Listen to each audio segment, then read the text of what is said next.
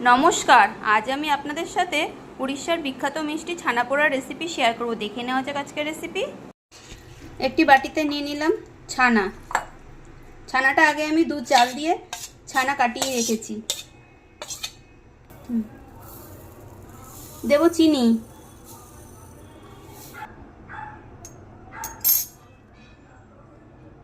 দেব খুবই সামান্য সুজি, দেব 2 চামচ গুঁড়ো দুধ। ছানা পোড়া যেহেতু খুবই লাইট মিষ্টি হয় তাই আমি অল্প চিনি দিয়েছি একদম। একটুখানি দিয়ে দিচ্ছি এর মধ্যে ঘি দিলে ফ্লেভারটা দারুণ লাগবে। এলাচ ফাটিয়ে এলাচের ভিতরের অংশটা একটু দিয়ে দিলাম, তাহলে ফ্লেভারটা ভালো আসবে। এবার এগুলোকে ভালো করে আমি একটু মিশিয়ে নেব। এটা কিন্তু আমি হাত দিয়েই মেখে নেব, তাহলে খুব ভালো করে মিশ্রণটি তৈরি হয়ে যাবে। খুব বেশি কিন্তু পাতলা করা যাবে না। যেই বাটিটার মধ্যে আমি বসাবো ছানা পোড়া সেখানে একটুখানি রিফাইন তেল দিয়ে দিলাম।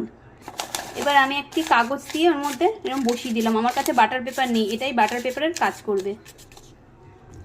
এবার এই ছানার মিশ্রণটি আমি এই বাটির মধ্যে দিয়ে দিচ্ছি।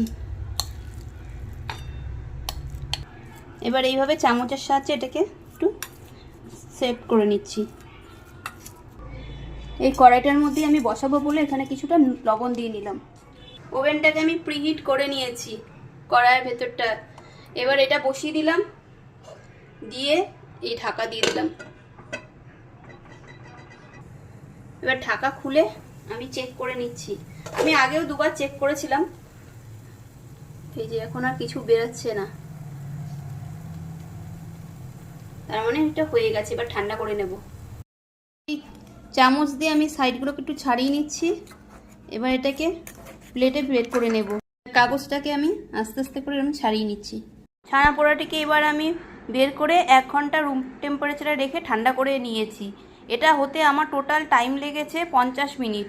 খুব সহজে এইভাবে তৈরি হয়ে গেল উড়িষ্যার বিখ্যাত মিষ্টি ছানা পোড়া।